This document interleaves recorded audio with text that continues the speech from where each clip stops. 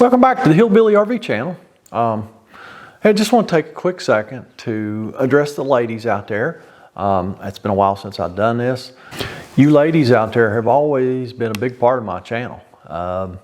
Anywhere from 12 to 20% of my subscribers and viewers are ladies who I love it. I love to see ladies fix things. So and I'll tell you, the ladies out there, you come up with the best questions on, you put questions or comments in my videos, you're the best. So keep it up, ladies, and keep fixing stuff. I love it. I love it. So today we're going to do an overview of a water heater.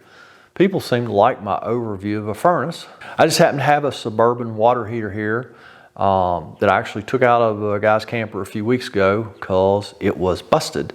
So let me just quickly kind of tell you a little bit about the water heater, and then we'll go over some things, like troubleshooting and things like that. But it's going to be a pretty quick overview because there's just not a lot of components in a water heater. They're a pretty simple appliance. So let me show you the water heater real quick. Now this is a Suburban water heater. Did I say Atwood just now? It's a Suburban. It's a Suburban water heater.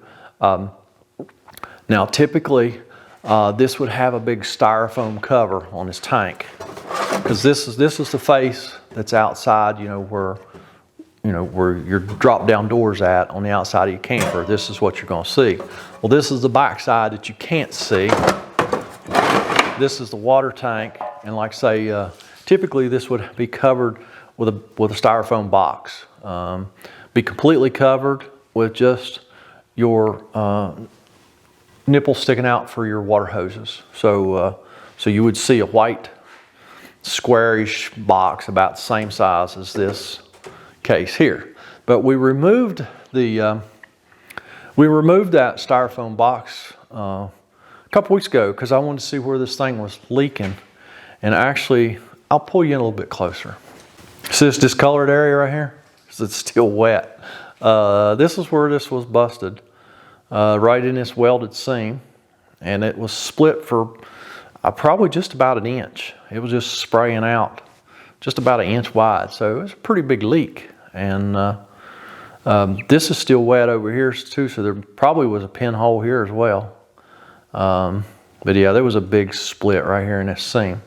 Now these Suburban water heaters, they have a steel tank, so they're just like a residential water heater.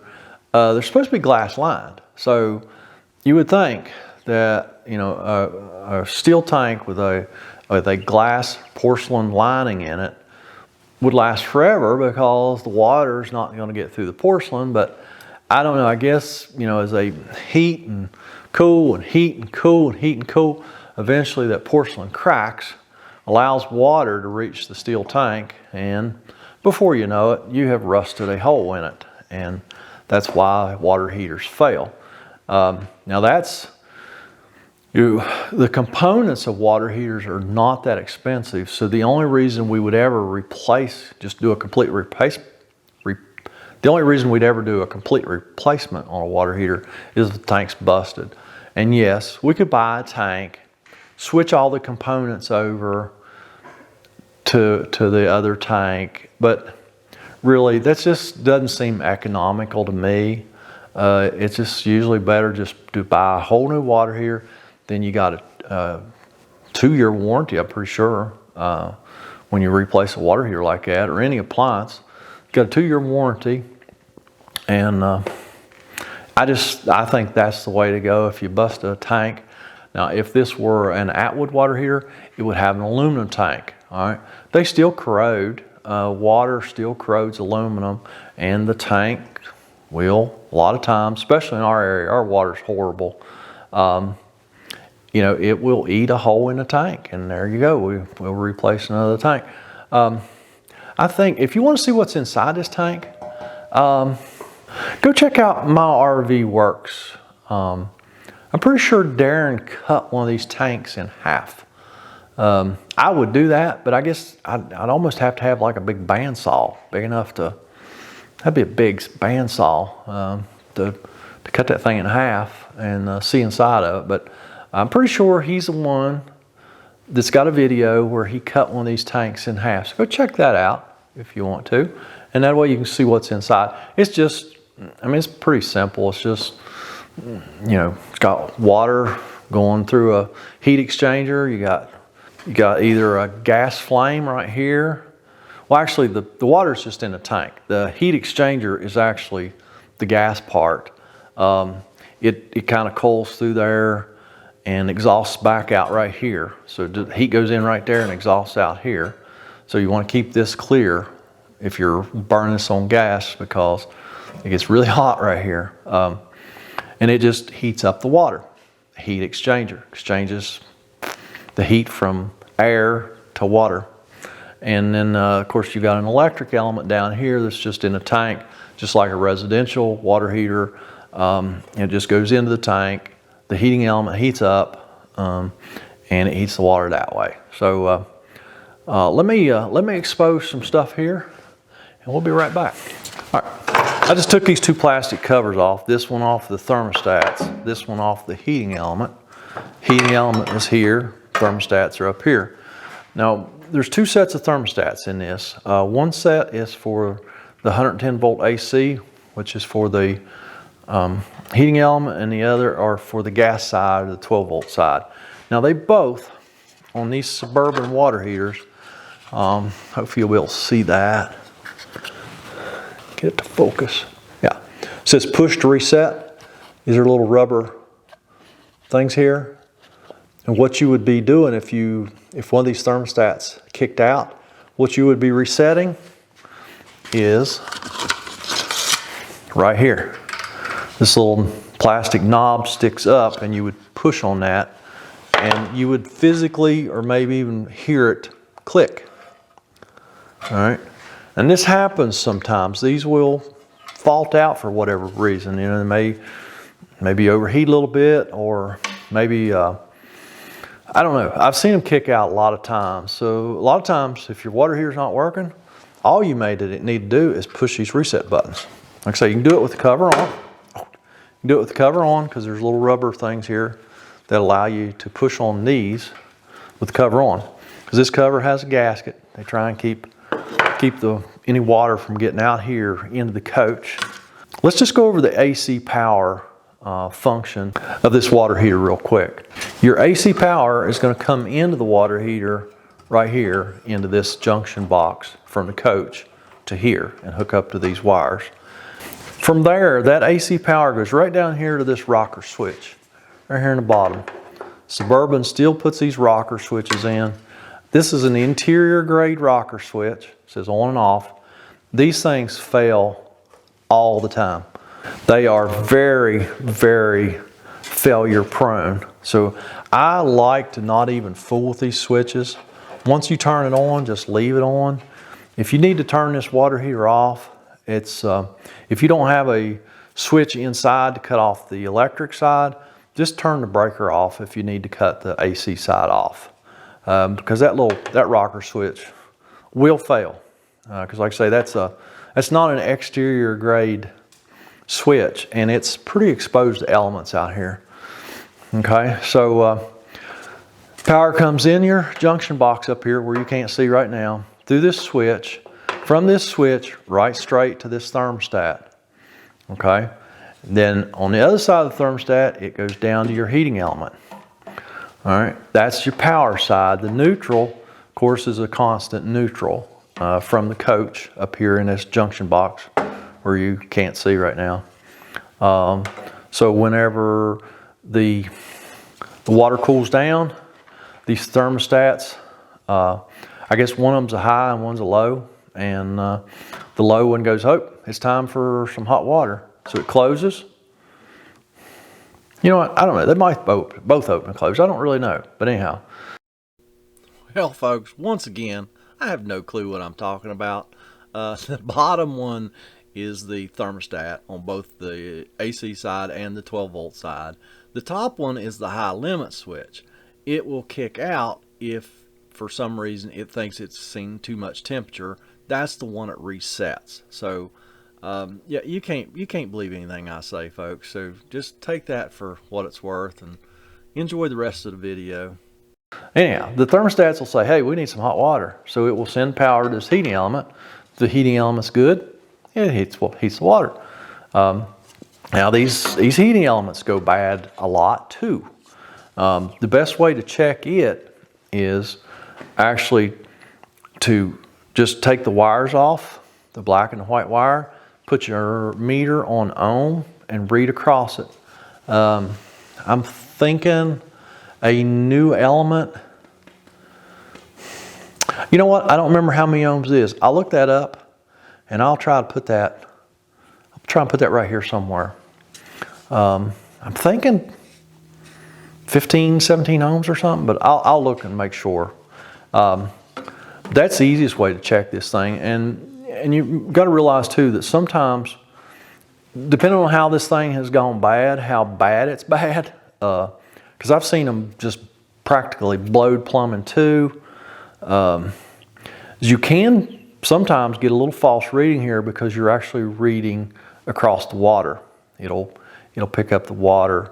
But if you have any questions, just pull it out. It's not that hard to pull out. They do make a special wrench for this.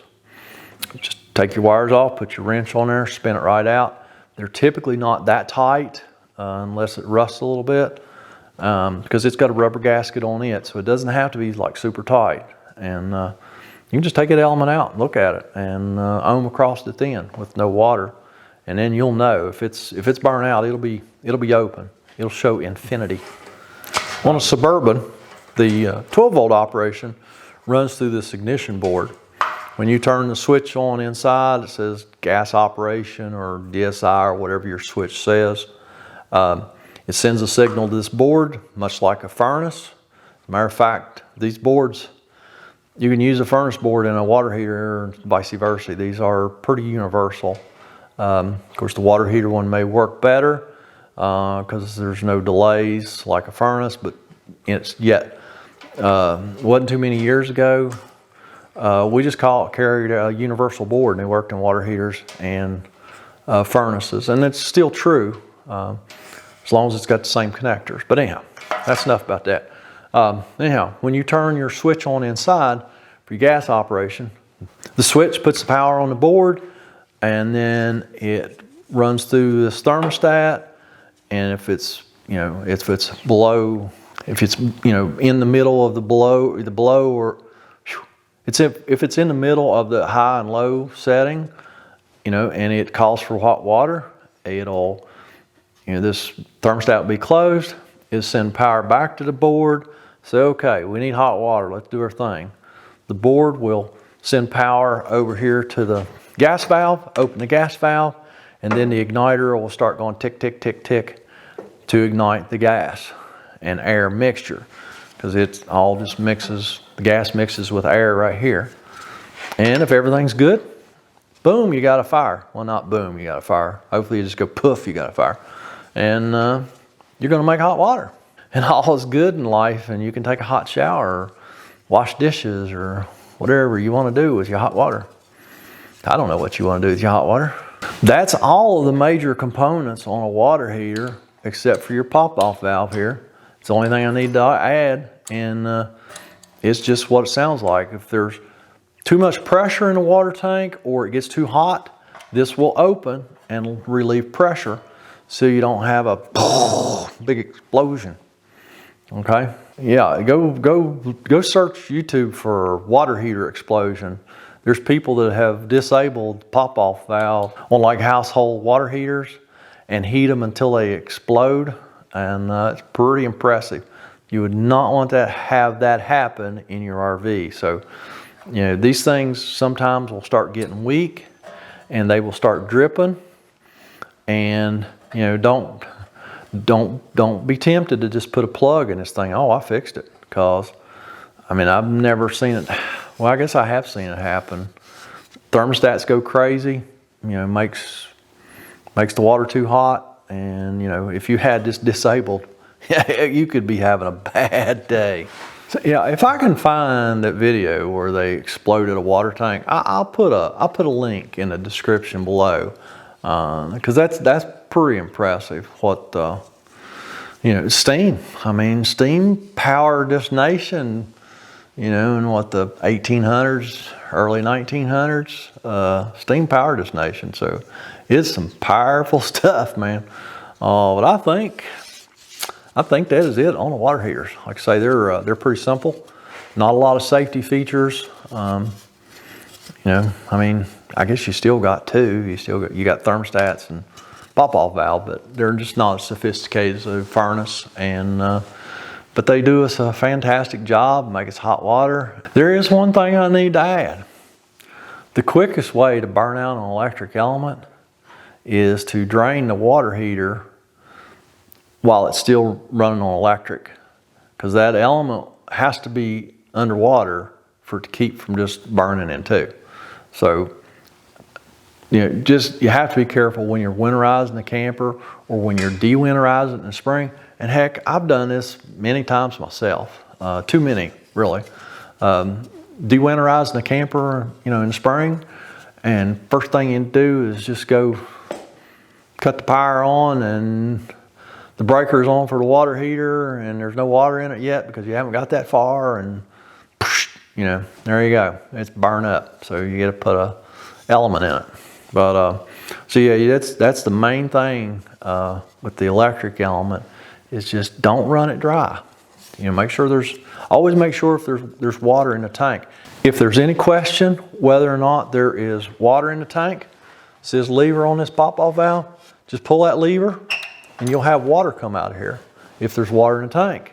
If you pull that lever and there's no water come out, you better figure out why before you turn your electric side on, or you'll burn your element up. And yes, occasionally you'll fool with this lever and then it don't want to seal back. Well, it's time to replace the pop-off valve. They're not that expensive and they're not that hard to change. So I think that is it on the water heaters. If you've got any other questions, please leave me a comment. Mercy, what was that? That scared me, and I ain't scared of nothing. What the heck was that? That was something inside that tank. I just brought this in from outside, so something must have been froze to the top and it fell to the bottom. That was good. Yeah, I think I was saying, if you got any questions about water heaters, leave me a comment. If you don't have questions about water heaters, leave me a comment too. And always go down and check out all the links in this video description. All kinds of stuff going on down there. And I'm going to go up the road and fix another one. And y'all have a fantastic day.